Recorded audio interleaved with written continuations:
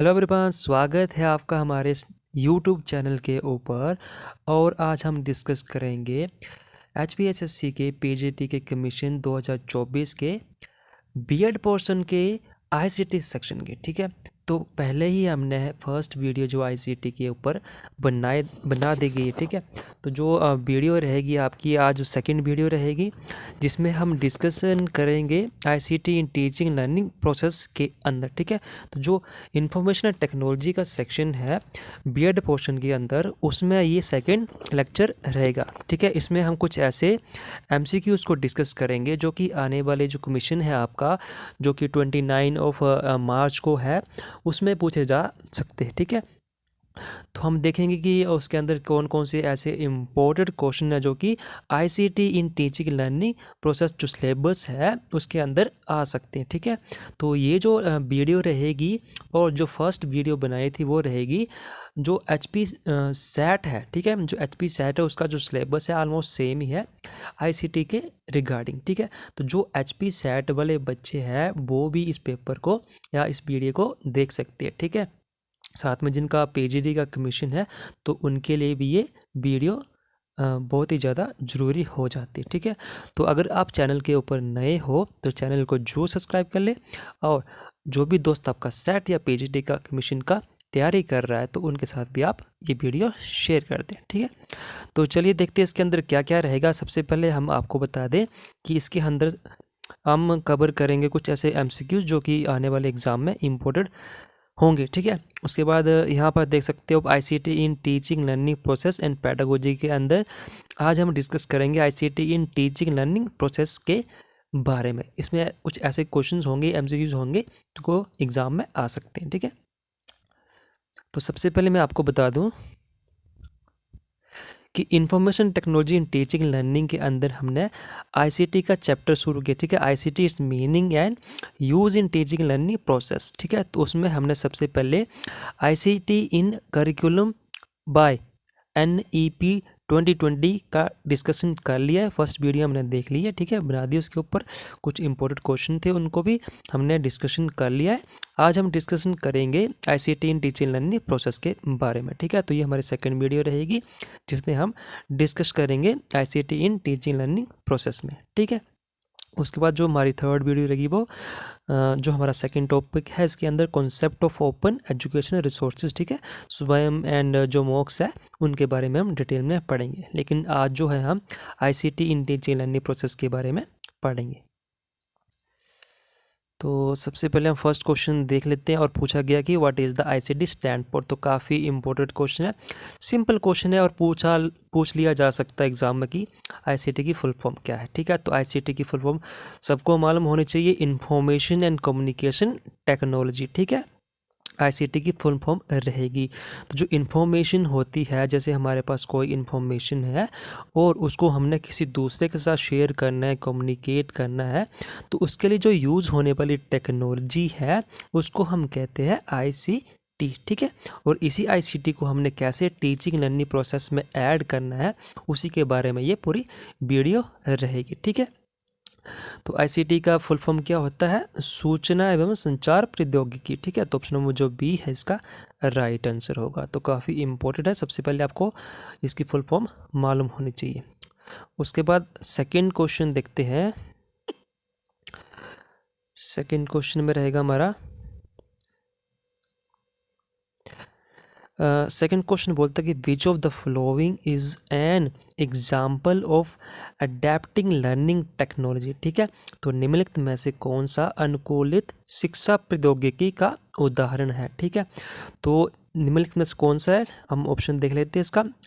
Power point presentation, ठीक है, virtual reality simulations, ठीक है, ऑनलाइन असेसमेंट, या फिर अडेप्टिंग लर्निंग प्लेटफॉर्म्स। ठीक है, तो इसका जो सही आंसर रहेगा कि जो अडेप्टिंग लर्निंग टेक्नोलॉजी है वो किसका एग्जाम्पल है। तो अडेप्टिंग लर्निंग टेक्नोलॉजी वो एग्जाम्पल है अडेप्टिंग लर्निंग प्लेटफॉर्म्स का। ठीक है, तो कुछ ऐसे प्लेटफॉर्म जिससे क्या है वो हम ICT की जो लर्निंग है उसको अडेप्ट कर सके, उसका हम प्रॉपर यूज़ कर सके। ठीक है, इन टीचिंग लर्निंग प्रोसेस में कैसे जो वो हमारे पास कंटेंट होगा, ICT का जो टूल्स होंगे, कैसे उसको लर्निंग में हम अडेप्ट कर सके। ठीक है, कैसे जो लर्निंग है, कंटेंट है कैसे उसको शेयर किया जा सके, कैसे उसको प्रेजेंट किया जा सके, कैसे इसको इंटरेस्टफुल बनाया जा सके, इंजॉयफुल बनाया जा सके, ताकि जो बच्चा है, ठीक है, जो बच्चा है वो आईसीटी के अंदर या फिर जो टेक्नोलॉजी रहेगी उसको वो अडेप्ट कर ले। ठीक है, तो जो अनुकूलित शिक्षा प्लेटफॉर्म है उसको लाके हम क्या कर सकते हैं कि अनुकूलित शिक्षा प्रौद्योगिकी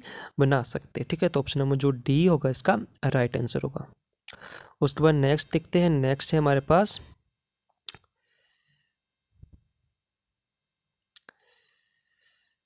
ठीक है, एक मिनट।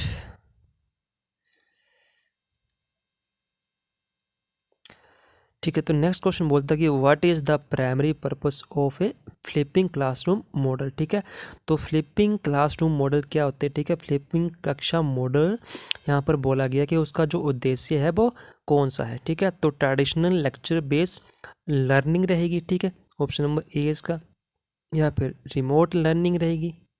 ठीक है, या फिर स्टूडेंट सेंटर्ड एक्टिव लर्निंग रहेगी, या फिर ग्रुप डिस्कशन रहेगा। ठीक है, तो क्या हो सकता है इसका फ्लिप क्लासरूम मॉडल। तो जो फ्लिप क्लासरूम मॉडल है उसमें फोकस किया जाता है कि जो लर्निंग होगी वो कैसी होगी, स्टूडेंट सेंटर्ड एक्टिव लर्निंग होगी।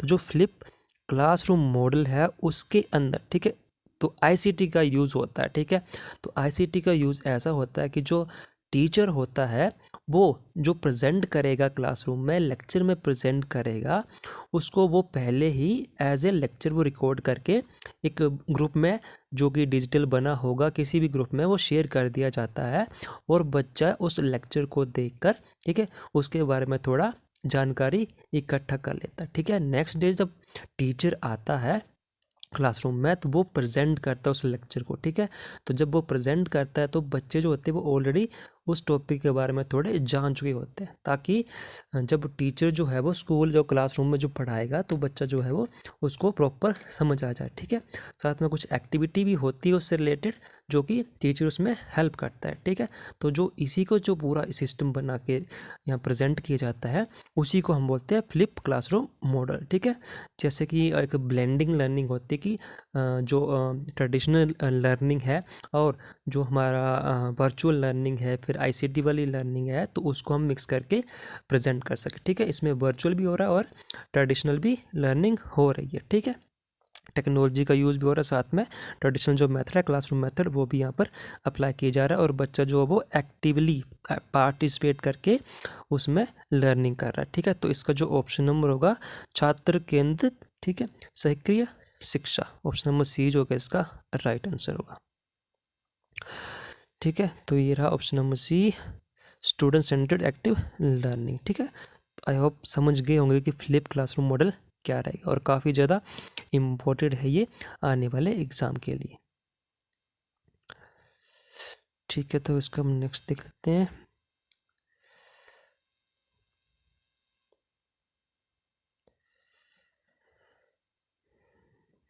ओके, सो नेक्स्ट है कि in the context of teaching ICT what is digital library. ठीक है, डिजिटल लिटरेसी। ओके, तो डिजिटल लिटरेसी के बारे में बोला गया है। एक minute, digital literacy in concept of ICT, teaching in ICT. तो डिजिटल लिटरेसी क्या है वो हमें पूछा गया है कि जो आईसीटी शिक्षा में डिजिटल साक्षरता क्या है। तो यहाँ पर इम्पोर्टेंट क्वेश्चन है, तो हम बात कर लेते हैं डिजिटल लिटरेसी के बारे में। तो क्या वो डिजिटल लिटरेसी जो है वो नॉलेज ऑफ कंप्यूटर प्रोग्रामिंग है, या ability to use digital tools and resources effectively है, या अंडरस्टैंडिंग इलेक्ट्रिकल इंजीनियरिंग है, या मास्टरी ऑफ ग्राफिक डिज़ाइन है। ठीक है, तो ये है हमारे पास चार ऑप्शन, और हमें बताना है कि जो डिजिटल लिटरेसी है उनमें से आईसीटी के कॉन्सेप्ट में टीचिंग में कौन सा सही रहेगा। ठीक है, तो जैसे कि फर्स्ट ऑप्शन देख पा रहे होंगे कि जो नॉलेज ऑफ कंप्यूटर प्रोग्रामिंग है, ठीक है, अगर बच्चे को आप स्टार्टिंग से ही हाई लेवल का टीचिंग जो कंप्यूटर या टेक्नोलॉजी का ज्ञान दे दे तो वो बच्चा इंटरेस्ट नहीं लेता है, वो धीरे धीरे करके प्रोग्रामिंग के तक पहुंचता है। ठीक है, नॉलेज तो ज़रूरी है, लेकिन प्रोग्रामिंग अगर स्टार्टिंग से करवा दोगे तो बच्चे को समझ नहीं आएगा, वो फिर इंटरेस्ट नहीं लेगा। ठीक है, तो सबसे पहले जो होता है ICT का मेन जो फोकस होता है डिजिटल लिटरेसी का, कि जो बेसिक टूल्स होते हैं टेक्नोलॉजी के, ICT के रिसोर्सेज जो होते हैं वो उनको प्रॉपर यूज़ कर पाए। ठीक है, तो डिजिटल उपकरण और संसाधनों का प्रभावी उपयोग करने की क्षमता जो है वो डिजिटल लिटरेसी या डिजिटल साक्षरता के अंडर आता है। ठीक है, तो ability to use digital tools. ठीक है, तो डिजिटल टूल्स को यूज़ करना आना चाहिए। ठीक है, तो ये रहा हमारा डिजिटल लिटरेसी के बारे में ICT का कॉन्टेक्स्ट। ठीक है, तो नेक्स्ट क्वेश्चन देखते हैं नेक्स्ट क्वेश्चन में क्या रहेगा। नेक्स्ट क्वेश्चन है हमारा, ओके, नेक्स्ट क्वेश्चन बोलता है,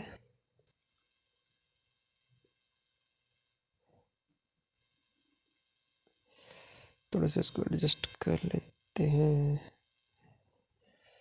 ओके, नेक्स्ट क्वेश्चन है हमारे पास, which platform is commonly use to creating interactive online quizzes and assessment. ठीक है, तो क्रिएटिव इंटरेक्टिव ऑनलाइन क्विज़ेज, ठीक है, क्विज़ेज एंड असेसमेंट को क्रिएट करने के लिए निम्नलिखित में से कौन सा ऐसा प्लेटफॉर्म है जिसका यूज़ किया जाता है। ठीक है, क्या वो माइक्रोसॉफ्ट टूल है, गूगल का वर्क स्पेस है, लर्निंग मैनेजमेंट सिस्टम है, या फिर कहूट जो रहेगा इसका राइट आंसर रहेगा। तो कहूट जो ऐसा प्लेटफॉर्म है, ऐसा एप्लीकेशन है जिसमें जो हम प्रेजेंटेशन तैयार करते हैं, ठीक है, क्विज़ेस तैयार करते हैं, असेसमेंट तैयार करते हैं, ठीक है, जो कि काफ़ी क्रिएटिव बना देता है हमारी प्रेजेंटेशन को। ठीक है, इसमें जो होते हैं हम स्पेशल वीडियोस यूज़ करते हैं, स्पेशल इफ़ेक्ट यूज़ करते हैं, स्पेशल जो एनिमेशंस होते हैं, कार्टून्स होते हैं, उनका यूज़ होता है। ठीक है, प्रेजेंटेशन बनाने के लिए एक वीडियोग्राफी का यूज़ होता है उसके अंदर, तो जिसकी वजह से क्या होता है कि जो प्रेजेंटेशन बनती है, जो क्विज़ेस बनते हैं, असेसमेंट यहाँ पर तैयार की जाती है, वो काफ़ी इफ़ेक्टिव और इंटरेस्टेड और इन्जॉयफुल बनती है। ठीक है, जिससे कि जो बच्चे होते हैं जब उसको देखते हैं तो उनको काफ़ी इंटरेस्ट पैदा होता है उसके अंदर, और उनको क्रिएटिव लगता है, थोड़ा सा क्रिएटिव तो क्या बोल सकते हैं, बट उनको इन्जॉयफुल लगता है। ठीक है, उनका इंटरेस्ट बनता है उसके ऊपर, और जो लर्निंग है वो अच्छे से करते हैं। ठीक है, तो जो कहूत जो एप्लीकेशन है, सॉफ्टवेयर है या फिर प्लेटफॉर्म है, उसका यूज़ किया जाता है क्रिएटिव इंटरेक्टिव ऑनलाइन क्विज़ेस को तैयार करने के लिए। ठीक है, तो ऑप्शन नंबर जो डी है इसका राइट आंसर होगा। नेक्स्ट क्वेश्चन देखते हैं। नेक्स्ट क्वेश्चन है हमारे पास,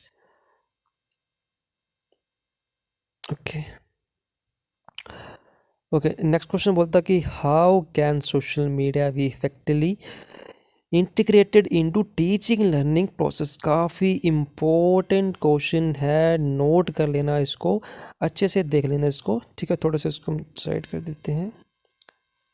ओके, हाँ अब दिख रहा है। ठीक है, तो बोला कि सोशल मीडिया को शिक्षा प्रतिक्रिया में से कैसे सम्मिलित किया जा सकता है, कैसे इसको इंटीग्रेट किया जा सकता है विद टीचिंग लर्निंग प्रोसेस। ठीक है, सोशल मीडिया को कैसे किया जा सकता है इंटीग्रेट, तो काफ़ी ज़्यादा इम्पोर्टेंट क्वेश्चन है, क्योंकि जो आजकल सोशल मीडिया का यूज़ है काफ़ी बढ़ चुका है, और इसको कैसे हम टीचिंग लर्निंग में ला सकते हैं, तो ये क्वेश्चन पूछा जा सकता है। ठीक है, तो ये एक जैसे हमारा ट्रेडिशनल मेथड होता है टीचिंग का, उसमें भी एक प्रॉब्लम सॉल्विंग की क्वेश्चनिंग आता है कि बच्चा अगर वो मान नहीं रहा है, शरारत कर रहा है, ठीक है, या उसको समझ नहीं आ रहा, तो एज ए टीचर आप उसको कैसे हैंडल करोगे।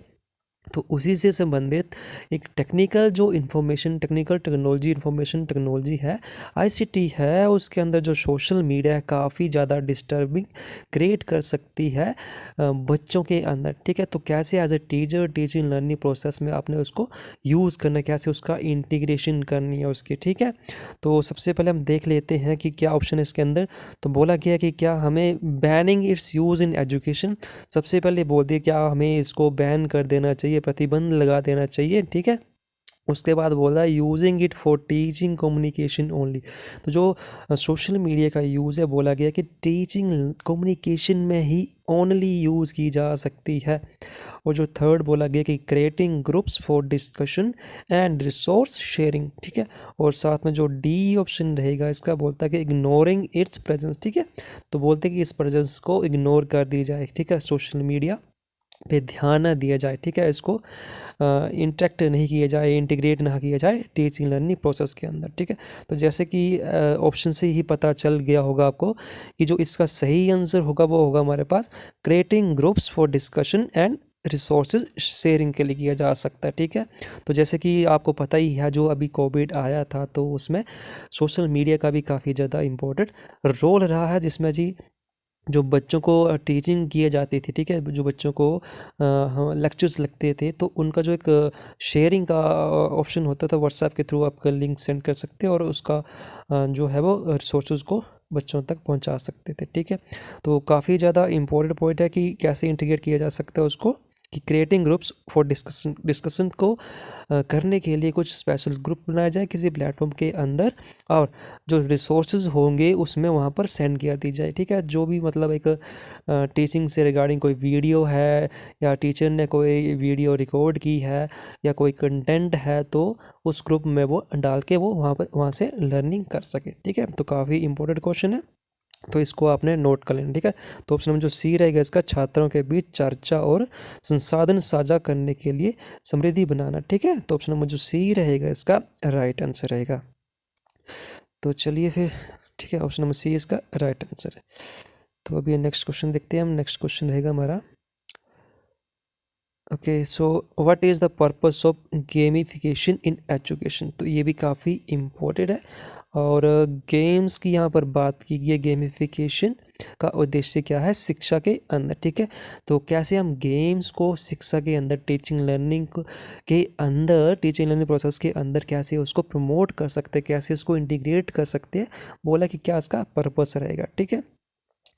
तो इसका ऑप्शन हमारे पास, हाँ, तो to make learning more enjoyable, ठीक है। तो गेमिंग का यूज़ क्या हम लर्निंग को इंजॉयबल बनाने में कर सकते हैं। To create competition among student, क्या जो गेमिंग है उसमें जो कंपटीशन क्रिएट कर सकते हैं, क्या हो सकता है स्टूडेंट के अंदर, ठीक है। टू रिप्लेस ट्रेडिशनल असेसमेंट, क्या गेमिंग इंट्रोड्यूस करने से जो हमारा ट्रेडिशनल असेसमेंट का तरीका है उसको हम रिप्लेस कर सकते हैं। या फिर टू डिस्करेज स्टूडेंट पार्टिसिपेशन, तो गेमिंग के अंदर जो स्टूडेंट का पार्टिसिपेशन है उसको ही हम कैंसिल कर दें, ठीक है। तो जो इसका सही आंसर रहेगा वो रहेगा ऑप्शन नंबर ए की सीखने को और भी मज़ेदार बनाना, ठीक है। तो गेमिंग का मतलब ये है कि जो भी एक्टिविटीज़ होंगी उसके अंदर तो वो होंगी एक्टिवली, मतलब कि गेमिंग होगा जिसमें कि बच्चा जो एक्टिवली वहाँ पर पार्टिसिपेट कर रहा होगा, ठीक है। जिसमें कि आप बोल सकते हो कि गेम्स के थ्रू लर्निंग की जाएगी, ठीक है। कुछ ऐसे टूल्स होंगे जिसमें कि गेम इंक्लूड होंगी, ठीक है। कुछ वीडियोस इंक्लूड होंगी जो कि आपको लर्निंग प्रोवाइड कर सकती है बच्चों के अंदर, ठीक है। तो गेमिंग का पर्पस यही रहेगा कि लर्निंग को इंजॉयबल बनाना, ठीक है। सीखना और लर्निंग को इंजॉयबल बनाना ताकि बच्चा का जो इंटरेस्ट है उसके अंदर और पैदा हो सके, ठीक है, वो अच्छे से लर्निंग कर सके। उसके बाद अगर हम बात करें, ठीक है, तो ऑप्शन नंबर जो ए इसका to make learning more enjoyable इसका राइट आंसर रहेगा, ठीक है। नेक्स्ट क्वेश्चन देख लेते हैं। नेक्स्ट क्वेश्चन बोलता है कि what is the main advantage of virtual classroom, ठीक है। अब वर्चुअल क्लासरूम की बात की गई है तो उसका जो मेन एडवांटेज है वो क्या रहेगा, ठीक है। वर्चुअल कक्षाओं का मुख्य लाभ क्या है, तो इसमें क्या हो सकता है कि लिमिटिंग स्टूडेंट इंटरेक्शन, ठीक है। तो जैसे कि आपको पता है कि जैसे कि वर्चुअल क्लासरूम आ जाएगा तो लिमिटिंग स्टूडेंट इंटरेक्शन रहेगी। या फिर रिस्ट्रिक्टेड एक्सेस टू रिसोर्सेज, क्या जो रिसोर्सेज है एक्सेस करने का उसको रिस्ट्रिक्टेड कर दिया जाए, ठीक है। संसाधन की पहुंच में प्रतिबंध कर दिया जाए, ठीक है। The real time collaboration and participation, तो जो एडवांटेज है वर्चुअल क्लासरूम का, क्या वो रियल टाइम कोलैबोरेशन करा सकता है, पार्टिसिपेशन करा सकता है, या फिर ऑफलाइन लर्निंग ओनली, या फिर वो उनको ऑफलाइन लर्निंग ही देगा, ठीक है। तो जो वर्चुअल क्लासरूम है उसके अंदर जो होता है, इसका जो एडवांटेज है वो है कि real time collaboration and participation होती है, ठीक है। तो जो वर्चुअल क्लासरूम उसके अंदर जो है बच्चा इंटरेक्ट करता है रियल टाइम के अंदर, ठीक है।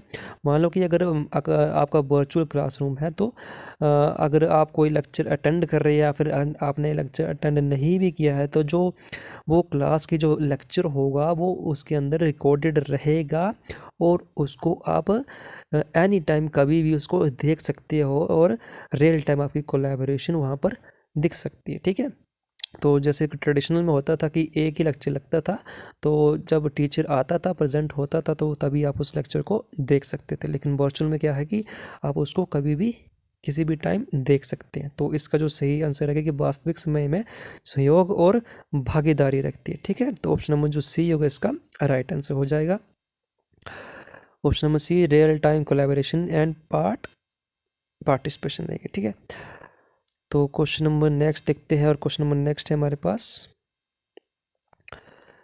विच ICT tool is use for creating dynamic and virtual appearing presentation, ठीक है। तो प्रेजेंटेशन बनाने के लिए यहाँ पर बात की गई है, और कौन सा ऐसा ICT का टूल है जो कि एक डायनामिक और क्रिएटिंग डायनामिक वर्चुअल अपीयरिंग और प्रेजेंटेशन तैयार करता है, ठीक है। तो ऑप्शन में हमारे पास Prezi, Microsoft Excel, Adobe Photoshop, Notepad, ठीक है।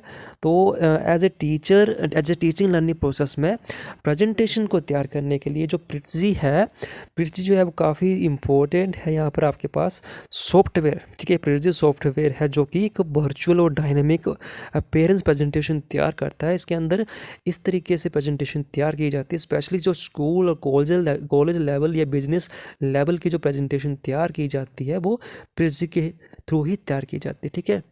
इसमें एनिमेशन का यूज़ किया जाता है, ठीक है, वीडियोस का, कुछ ग्राफिक का इफेक्ट का यूज़ किया जाता है, ठीक है, कार्टून्स का यूज़ किया जाता है, जिससे जो प्रेजेंटेशन बनती काफ़ी इंटरेक्टिव बनती, काफ़ी अट्रैक्ट करती है बच्चों को, ठीक है।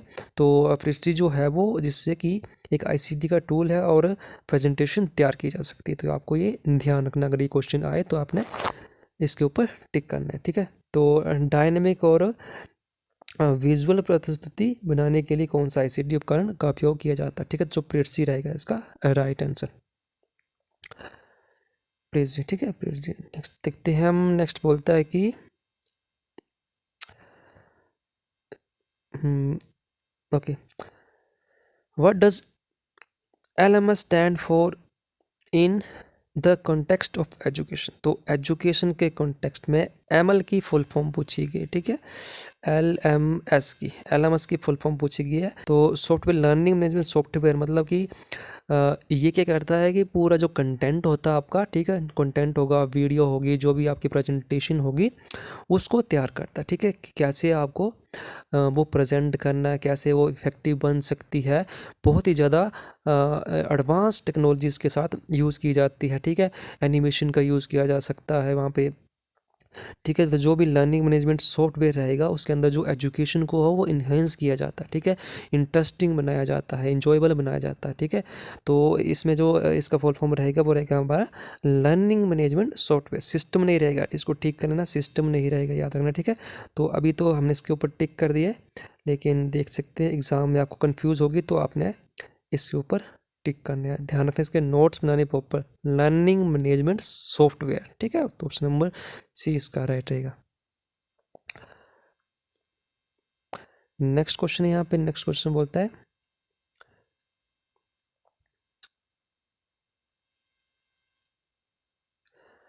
How can teachers address the challenge of limiting internet connectivity for student. तो लिमिटेड कनेक्टिविटी की बात की गई है। तो जैसा कि ट्रेडिशनल मेथड में होता था कि कुछ प्रॉब्लम सॉल्विंग होती थी जो बच्चे को समझ नहीं आ पा रहा है, तो कैसा जो मतलब टीचर है उसको हैंडल करेगा, उसको कैसे प्रोवाइड करेगा, ठीक है। कोई बच्चे को कोई चीज़ समझ नहीं आ रही है तो कैसे वो कौन सा अपनी अप्रोच टीचिंग में अप्रोच अपनाएगा कि जिससे कि बच्चे को वो समझ आ सके, ठीक है। तो ये काफ़ी ज़्यादा इंपॉर्टेंट क्वेश्चन है और ICT के कॉन्सेप्ट में ये आपको यहाँ पर पूछा जा सकता है, ठीक है। तो यहाँ पर ये बेसिक प्रॉब्लम रहती है ICT के अंदर कि कनेक्टिविटी नहीं होती है इंटरनेट की हर एक स्टूडेंट के पास, तो कैसे एज ए टीचर आप उसको हैंडल करोगे, ठीक है। तो जैसे कि यहाँ बोला गया कि ignore the issue as it not significant, ठीक है। तो सिग्निफिकेंट नहीं है, इसको इग्नोर कर दे। अगर किसी का इंटरनेट नहीं है तो आपका कोई इसका मतलब लेना देना नहीं है। फिर सेकंड है कि providing offline resources and downloadable content, ठीक है। तो एज ए टीचर आप उसको ऑफलाइन रिसोर्सेज कुछ प्रोवाइड करें, या फिर अभी वो कनेक्टिविटी वे आए तो उसको कुछ कंटेंट है जो वो डाउनलोड करके दे दे। या फिर थर्ड जो है कंडक्ट ऑल असेसमेंट ऑनलाइन, ठीक है। तो अब तो ऑनलाइन असेसमेंट उनको प्रोवाइड कर दे, तो अब कनेक्टिविटी नहीं है तो ऑनलाइन उनको कैसे असेसमेंट करनी है, ठीक है। Depending slowly in live video streaming, ठीक है। तो अब लाइव वीडियो स्ट्रीमिंग पे तो सेशन पे तो वो आएगा नहीं, तो ठीक है। तो इसका जो सही आंसर रहेगा वो रहेगा हमारा provide offline resources and downloadable content, ठीक है। तो एज ए टीचर आपको क्या करना है कि उसको कुछ ऑफलाइन रिसोर्सेज प्रोवाइड करने हैं, ठीक है। जैसे कोई वीडियोज़ है तो आपने उसको डाउनलोड करके वो वीडियो प्रोवाइड करनी है, जिससे कि बच्चा वो उसको पढ़ सके, ठीक है। तो इसका जो सही आंसर बी, ठीक है। तो आपको उसको ऑफलाइन करके डाउनलोड करके उसको वो कंटेंट देना है, ठीक है। डाउनलोड संसाधन और डाउनलोड ऑफलाइन संसाधन और डाउनलोड करके वाली सामग्री प्रदान करना है। ऑप्शन नंबर जो बी रहेगा इसका राइट आंसर रहेगा। नेक्स्ट क्वेश्चन देखते हैं। नेक्स्ट क्वेश्चन है हमारा, ओके,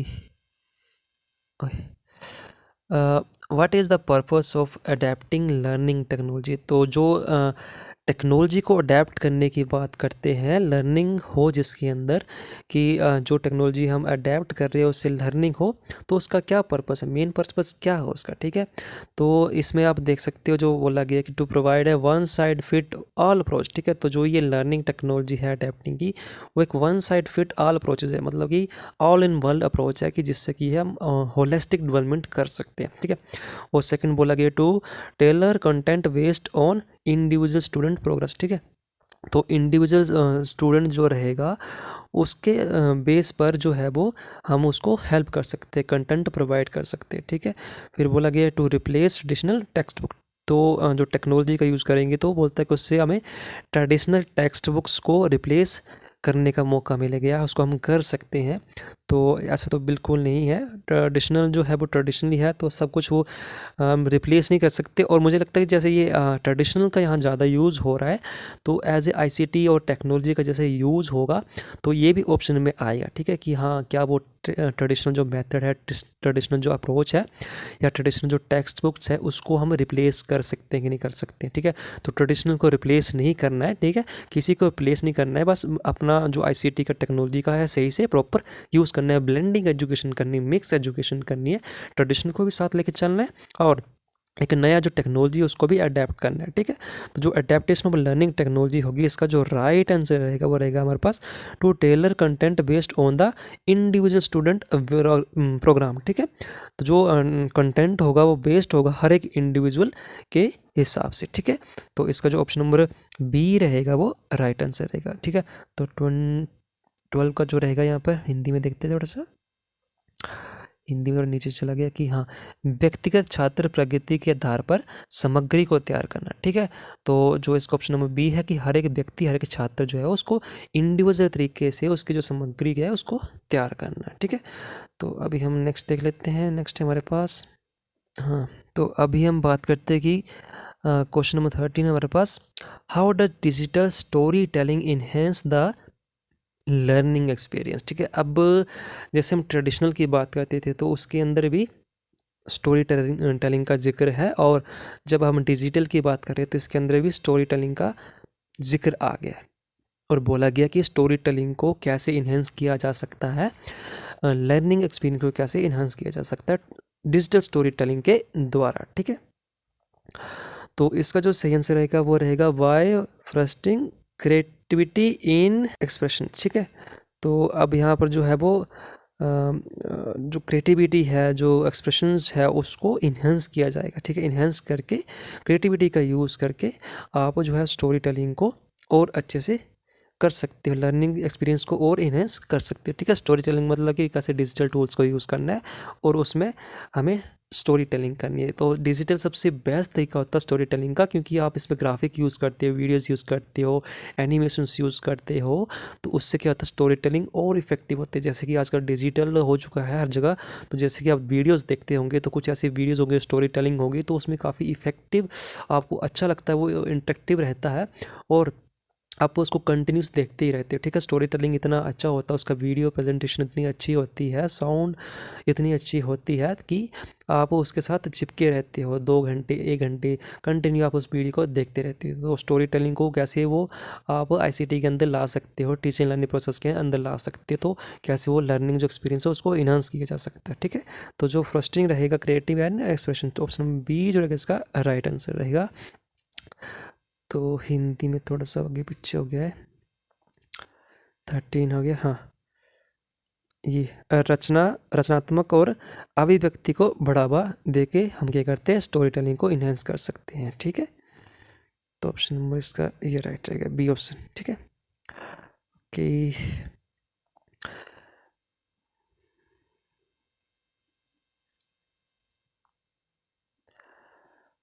ओके, नेक्स्ट हम देखते हैं, थोड़ा सा ऊपर कर देते हैं। हाँ, what is the primary focus of ICT in pedagogy, तो काफ़ी इंपॉर्टेंट क्वेश्चन है, इसको भी आपने नोट कर लेना है कि पूछा गया कि प्राइमरी फोकस क्या है आईसीटी को इंट्रोड्यूस करना इन पेडागोजी के अंदर। तो पेडागोजी के अंदर अगर आईसीटी ले आए तो उसका क्या रोल रहेगा। ठीक है, क्या वो इग्नोरिंग करेंगे टेक्नोलॉजी की इंट्रैक्शन को, तो ये तो बिल्कुल गलत है, इग्नोर तो करेंगे नहीं, क्योंकि आप टेक्नोलॉजी को ला रहे हैं तो उसको कैसे हम इग्नोर कर सकते हैं। ठीक है, enhancing the traditional teaching method, तो अब ट्रेडिशनल टीचिंग मेथड को इन्हेंस नहीं होगा अगर आप डिजिटल आ रहे हैं, तो जो ट्रेडिशनल मेथड है वो कहीं ना कहीं उसमें थोड़ी सी कमी रहेगी। ठीक है, using digital tools to improve the teaching learning process. ठीक है, तो इसका जो सही आंसर रहेगा ऑप्शन नंबर सी कि हाँ, जो डिजिटल टूल्स है उसको हम यूज़ करके जो हमारा टीचिंग लर्निंग प्रोसेस है उसको हम इम्प्रूव कर सकते हैं। ठीक है, तो यही जो मेन प्राइमरी जो फोकस है आईसीटी का इन पेडागोजी की, डिजिटल टूल की मदद से हम क्या कर सकते हैं, टीचिंग लर्निंग प्रोसेस को इम्प्रूव कर सकते हैं। ठीक है, तो ऑप्शन जो सी है वो इसका राइट आंसर रहेगा। हिंदी में इस शिक्षण प्रक्रिया को सुधारने के लिए डिजिटल उपकरणों का उपयोग करना, तो ऑप्शन नंबर जो हमारा सी है वो रहेगा इसका राइट आंसर। ठीक है, ओके, हम 15 क्वेश्चन देखते हैं, एक मिनट। ओके, तो यहाँ पे 15 क्वेश्चन हमारा, ओके 15 क्वेश्चन बोलता कि how can teacher foster digital literacy in student. ठीक है, तो बोलता कि जो डिजिटल लिटरेसी है स्टूडेंट के अंदर, जो टीचर एज ए टीचर वो आप उसको कैसे इन्हांस कर सकते हो। ठीक है, कैसे उसको प्रोसेस कर सकते हो। ठीक है, तो जैसे कि यहाँ पर ऑप्शन है हमारे पास, to avoiding the use of technology in the classroom. अब ये तो बिल्कुल गलत है, आप डिजिटल लिटरेसी ला रहे हो तो टेक्नोलॉजी को कैसे अवॉइड कर सकते हो। ठीक है, तो जो ऑप्शन नंबर ए है इसका वो रॉन्ग रहेगा। ठीक है, ये तो आपको ऑप्शन क्रॉस कट मेथड से ही पता चल जाएगा। ठीक है, नेक्स्ट क्वेश्चन, नेक्स्ट ऑप्शन जो है हमारे पास, by providing tutorial and workshop on digital skill. ठीक है, हाँ तो ये हो सकता है, डिजिटल लिटरेसी को बढ़ाने के लिए आप ट्यूटोरियल दे सकते हो, वर्कशॉप रख सकते हो, डिजिटल स्किल जिससे इम्प्रूव हो सके, है ना। ये तो ऑप्शन जो है वो ठीक लग रहा है। ठीक है, तो अब नेक्स्ट देखते हैं, by discouraging internet use of search. ठीक है, तो डिस्करेज नहीं कर सकते इंटरनेट का यूज़ करने के लिए, और साथ में जो है प्रिंटिंग मटेरियल उनको प्रोवाइड कर दिया जाए, तो ये भी बिल्कुल गलत बात है। ठीक है, तो जो ऑप्शन नंबर बी रहेगा इसका कि providing tutorials and workshop on digital skill. ठीक है, तो जो डिजिटल स्किल को इम्प्रूव करने के लिए एज ए टीचर आप उनको ट्यूटोरियल प्रोवाइड कर सकते हो, वर्कशॉप प्रोवाइड कर सकते हो, जिससे कि जो डिजिटल लिटरेसी स्टूडेंट में बढ़ सके, इन्हांस हो सके, फॉस्टर हो सके। ठीक है, तो ऑप्शन नंबर जो बी रहेगा इसका बिल्कुल सही रहेगा। तो बहुत ही ज़्यादा इंपॉर्टेंट क्वेश्चन है और इसको आपने नोट कर लेना है। ठीक है, तो जो अब हिंदी में है कि डिजिटल कौशल और ट्यूटोरियल और कार्यशालाएं प्रदान करना। ठीक है, यहाँ पर ये ट्यूटोरियल एंड कार्यशालाएं का प्रयोग करके आप क्या कर सकते हो, डिजिटल लिटरेसी को बढ़ा सकते हो। ठीक है, तो ये थे कुछ इम्पोर्टेंट क्वेश्चन जो कि आईसीटी इन टीचिंग लर्निंग प्रोसेस में काफ़ी ज़्यादा इम्पोर्टेंट थे। ठीक है, तो 15 क्वेश्चन इसमें हमने कवर किए हैं और सारे के सारे बहुत ही ज़्यादा इम्पोर्टेंट क्वेश्चन है।